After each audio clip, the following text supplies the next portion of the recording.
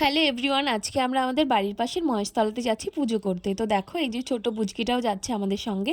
তো যাওয়ার পথে রাস্তায় একটা দোকান বাদে ওখান থেকে আমরা প্রসাদ নিয়ে নিলাম, নিয়ে এই দেখো আমরা মন্দিরে চলে এসেছি।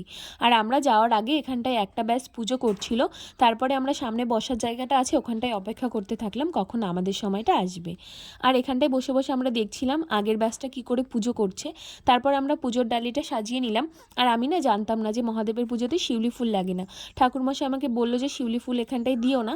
আমি তো না জেনেই নিয়ে চলে গেছিলাম, তোমরা কেউ নিও না। এবার আমরা সুন্দর করে ডালিটা সাজিয়ে ভেতরে চলে যাব।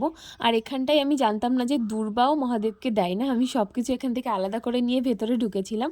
তারপরে এই যে আমরা পুজো টুজো সব কিছু শেষ করে নিয়েছি। পুজো টুজো করার পরে তোমাদেরকেও এই যে মহাদেবের একবার দর্শন করে দিলাম, সবাই প্রণাম করে নিও। তারপর আমরা বাইরে এসে ধূপকাঠি মোমবাতি জ্বালিয়ে আমাদের পুজোটা শেষ করলাম। তারপর আমরা বাড়ির পথে রওনা দিলাম। কেমন লাগলো ভিডিওটা অবশ্যই জানিও। টাটা।